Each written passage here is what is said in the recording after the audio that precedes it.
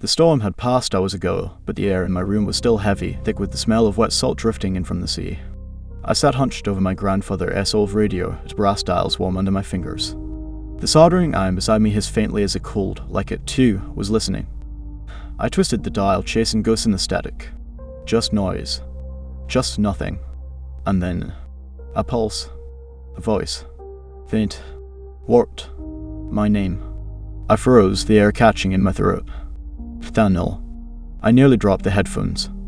My chest thudded so hard I could hear my own blood rushing. Who was there? I whispered. My voice cracked. Daniel Martin. The syllables bent and warped, like something pressing through water, stretching my name into something wrong. The static deepened into a low pulse.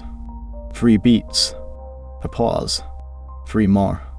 Like a heartbeat. Not mine. Then came the whispers. Not one. Dozens. A chorus clawing at the edge of meaning. Open to watching, listen. My skin prickled. My hand shot up, tearing the headphones away. The glow of the radio S-dial shimmered. And for a second to know, I swear it, an eye blinked back at me. I staggered, staring. It was gone. Only the steady hum of electricity in the walls, the faint salt wind at my back. My phone buzzed against the desk, jolting me. Lewis. Message? Still awake. Thought you'd finally fried that relic. I typed with shaking fingers. It was picking something up. The voice said my name. Reply, you've been up too long. Sleep. Static messes with your head. Maybe he was right. Maybe I was imagining it. But my grandfather used to talk about this.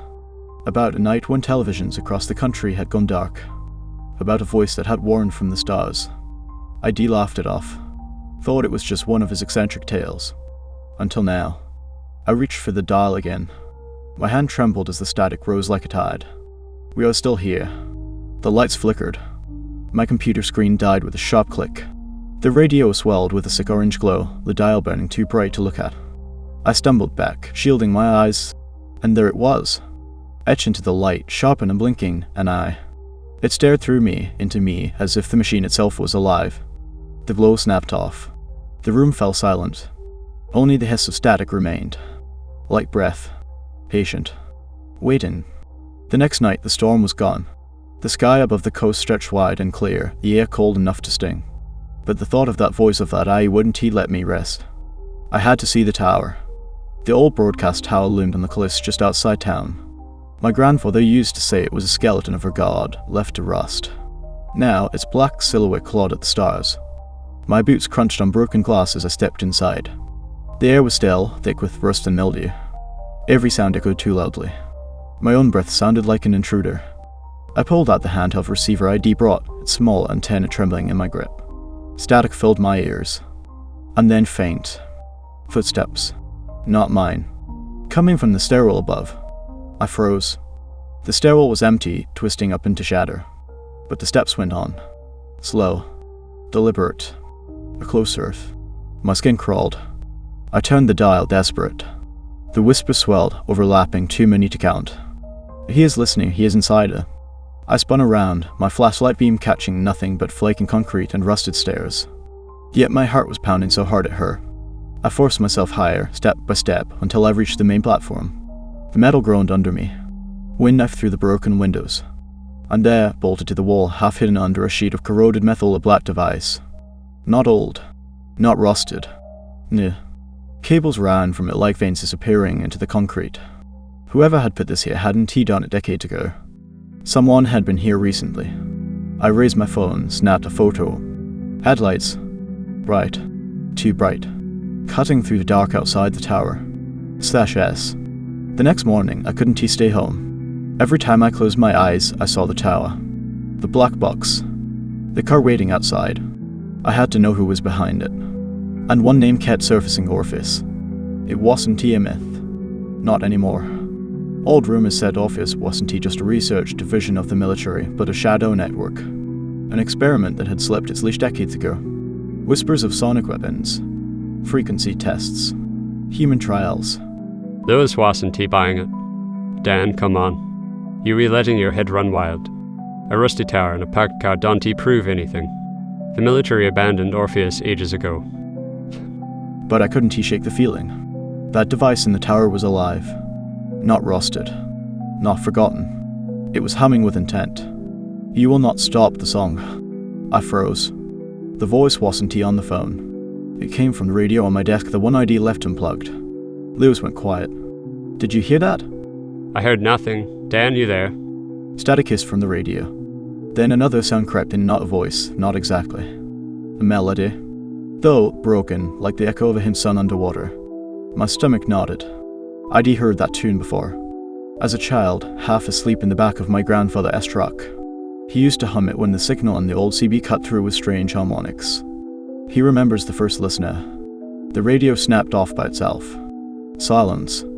I sat frozen, palms sweating, heart hammering. Orpheus wasn't gone. It was still singing, and somehow it knew me. That night, as I walked home, I caught it again. A black car half hidden under the streetlight. This time, the window rolled down, and for a moment, just a moment, I saw the outline of a face. Eyes reflecting the same pale shimmer I'd seen above the storm. They weren't watching. They were listening. Sleep became impossible. Even when the house was quiet, silence wasn't silence anymore. It had weight like something pressing against my eardrums, testing, waiting. I decided to dig deeper. Old files, declassified scraps, forums where conspiracy cranks argued like prophets. And there it was. Project Orpheus, Dissection of Silence. The documents were half-burned scans, blurred with stumps, but the words chilled me. Subject reports auditory hallucinations when exposed to sustained fields of low-frequency resonance. Silence collapses. Perception shifts. Lewis leaned over my shoulder, muttering, "Dan, these could be fakes. Photoshop. But damn it, looks old. Military typewriter. Reel-to-reel dates. Wait, look at that symbol in the corner." A circle cut by a jagged line. I'd seen it before, scratched into the base of the tower when the lightning hit. The song hides in the stillness, and the stillness eats what listens. The radio again. Even though the dial was off, the voice crawled out like breath through broken glass. Lewis jumped back. I'll never forget his face because for the first time, he heard it too. "What the hell, Dan? That's not gesture. That is a woman's voice. It is God, I feel sick." The melody followed, slow and deliberate. I pressed record on my phone, my hand shaking so badly I nearly dropped it. The waveform bounced, but the audio flatlined. It showed silence, even as the sound filled the room. Lewis staggered back, covering his ears. "Stop it. Turn it off. Turn IT off." And then, just as suddenly as it began, nothing. No static. No hum. Only the ticking of the clock on the wall. But my ears were still ringing. Not from sound, from something inside the silence itself. Like a claw scraping just beneath the skin of the world. Net stretched thin, like a wire ready to snap. Lewis crashed on the couch, but I couldn't sleep. The silence had a rhythm now, like something breathing under the floorboards. I sat with the recorder, watching its red light blink. Every instinct screamed to leave it off. But curiosity, it is poison, isn't it? I pressed record. At first, nothing. Then a distortion, low and crawling. It wasn't static this time. It was footsteps. Measured, deliberate, pacing the room. "Dan? You hear that, right? Tell me you hear that." Lewis was awake, his eyes wide, darting toward the hallway. We weren't alone. You opened the door, and now it waits where silence lies. The voice drifted through the dark, every syllable pulling the air colder. My breath fogged. Lewis clutched his arms, teeth chattering. "God, Dan, look." At the end of the hall, the shadows were wrong. Too dense. They pooled like liquid, spilling along the floorboards, stretching toward us in silence that pressed against the chest like deep water. I couldn't move. Every muscle screamed, but I was frozen. Not fear, no, something heavier, like the silence itself was pinning me down. Lewis stumbled forward, shaking me. "Dan, snap out of it. We have to." The shadow twitch. Not like smoke, no. Like fingers flexing, tasting the air. But once you hear, it will never leave it. Wait for the quiet to climb inside. And then, the light shattered, every bulb bursting in a rain of glass, and the silence swallowed everything. When the lights died, the silence weighed heavier than stone. I don't remember how long we sat there breathing in glass dust, afraid to even whisper. But eventually the dark loosened its grip. "That is it, Dan. I am done. We pack up, we leave. Tonight. I am not waiting for whatever the hell that was to come back." His voice cracked, trembling on the edge of panic. But my mind was tangled somewhere else. Because when the shadow touched me, I didn't just feel fear. I felt recognition. Like it knew me. "Lewis, don't you get it? It is not random. It is listening. It has been listening this whole time. Listening? Dan, I don't care if it is listening, watching, or playing cards with the devil. I am not staying in a house where shadows crawl out of the walls. His fear was raw and polished, but mine had already curdled into obsession. Leaving meant running blind, never knowing what had touched us. Staying meant maybe finding answers, and maybe never leaving at all. A choice is an echo, and echoes always return. The woman's voice seeped through the broken radio on the floor, its wires sparking faintly in the dark. Lewis flinched like it had slapped him. No, that is it. I am serious. Dan, you stay alone. I am out. He grabbed his bag with shaking hands, shoving things inside without order. I wanted to stop him, to tell him that leaving was pointless, that whatever this was, it was already inside us. But the words lodged in my throat, trapped in the same silence that seemed to bind the house itself. And in that silence, I realized I wasn't sure anymore if I wanted him to stay, or if the house didn't. I am not waiting for sunrise. I don't care if the car is dead, I'll walk. Better the road than this place. He swung his bag over his shoulder, the zipper teeth still half open like a wound. I followed him to the front door, my chest tight, throat raw.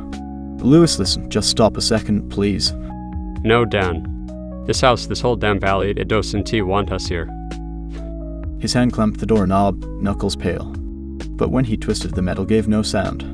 No rattle, no click. Only silence, pressing harder, like the air itself thickened in protest. Open, damn it. He pulled, shoved, kicked. The wood didn't move, and yet it wasn't locked. It was as if the door had forgotten how to open. A departure is a noise must be quieted. The radio again. Dead wires, no power, still carrying her voice like a whisper dragged through a grave. Lewis stumbled back from it, his breath ragged. You hear that? She is talking about me. It won't let me leave. I wanted to argue, to reason, but deep inside, I knew he was right. The house hadn't just trapped us, it had begun to negotiate. And Lewis had just declared himself the loudest voice in the room. The room was thick with a silence that wasn't silence. Every shadow seemed to pulse, stretch, and breathe. Lewis pressed against the wall, eyes wide, trembling. I can't do this anymore, Dan. I am leaving. I don't care what that thing is. I wanted to stop him, but the words froze. Because from the corner of my vision something moved. Not fast. Slow. Deliberate. A shape. Blacker than the shadows, stretching along the ceiling, licking the walls with impossible angles. You see now the song has form.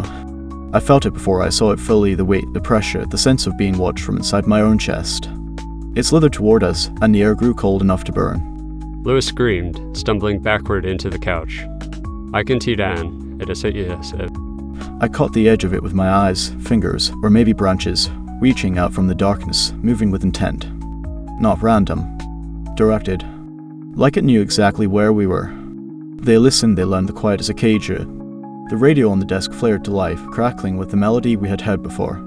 But now it was layered voices within voices, screaming, whispering, chanting. It was a choir of things that should not exist. Lewis's breathing hitched. Dan, they were coming for me. I can feel it crawling on my skins. And in the corner, the shadow pulsed to coalesce, forming a face, a mask, featureless yet terrifyingly human, eyes like mirrors reflecting every fear we had ever had. The listener becomes part of the song, and the song never ends. I grabbed Lewis's arm, dragging him to the hallway. The shadow lunged, but didn't move as we expected. It rippled, flowing over the walls and ceiling, and then, impossibly, followed us, echoing every footstep. The hallway stretched endlessly, each step heavier than the last. The shadow followed, twisting along the walls like liquid obsidian. Every pulse of the air made my thoughts thrum in rhythm with it. I could feel myself slipping. Not in fear alone. Something else. A whisper in the mind, crawling under my skull, turning my own memories into echoes I didn't recognize. Dan, what is happening to you? You re-shaking your eyes, they re-not right. I turned toward him, but the face looking back was not fully mine. The edges blurred, thoughts I didn't remember seeping through.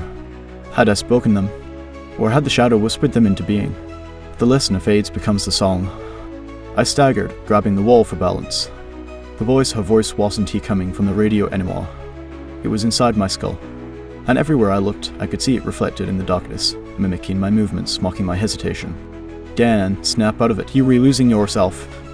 I tried to focus, tried to speak, but the words twisted, escaping into the echo of the shadow. Lewis's voice became distant, muffled, like he was underwater. I realized I wasn't the one walking down the hallway anymore. Something else was moving through me.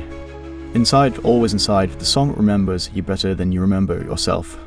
Hannah clawed at me. I wanted to run, to grab Lewis, to scream, but the hallway twisted with each step. My hands didn't obey. I wasn't sure if I was seeing him or the shadow mimicking him. Dan, stop, you were scaring me. And then I saw it. A shadow condensed, forming not one face, but hundreds countless reflections of me, of Lewis, of voices I thought were gone. I felt my own identity unraveling thread by thread, pulled into the song that had been waiting all along. I had to choose. Fight. Or let it consume everything I was, everything I thought I knew. The whisper in my skull hissed. Join the song or be forgotten. The hallway seemed endless, but I knew it had to end somewhere. Every shadow, every whisper, every echo of the song had led me here. I could feel it inside me now, coiling around my thoughts, merging with my memories. Then don't do this. You don't know what will happen. Just leave. Please. I wanted to run. I wanted to hide. But somewhere deep past the fear and the noise, I felt the truth. The song wasn't just a weapon, a trap, or a ghost of Orpheus. It was a bridge. A bridge to something older, wiser, and terrifyingly alive. All who listen must choose embrace or vanish. The shadow pulsed, condensing into a form I could almost understand. It mimicked my face, Lewis S., even the faces I had seen in old photographs, my grandfather, my father. I realized then that this was the song of all who had listened before. And it wanted me to remember. To join. To become part of its eternal melody. Dad, no, come back! I looked at him, and for a moment I saw the world outside, the shadows, the wind, the stars, the sea beyond the cliffs. I could feel the pull of the song and the pull of reality. And in that instant I chose. I stepped forward into the song. Not out of surrender. Not out of fear. But to understand it, to hear it fully, to face what had been calling me my entire life. The listener becomes the melody, and the melody remembers. I felt the darkness wrap around me, but it wasn't suffocating, it was clarity. Every note, every whisper, every voice I had ever heard merged into one vast awareness. And I understood. The song was not malevolent. It was a witness. It had listened. Always. Dana? I turned toward Lewis. I could still see him, still feel him, but I was different now. The song had taken part of me, and in return, it had given me a clarity beyond fear. I whispered, "Listen and remember." And then the shadows receded. The radio fell silent. The hallway stretched empty, ordinary. Lewis blinked, unsure if what had happened was real. I stood there, part of something greater, and yet still myself. The song had heard me, and I had heard it.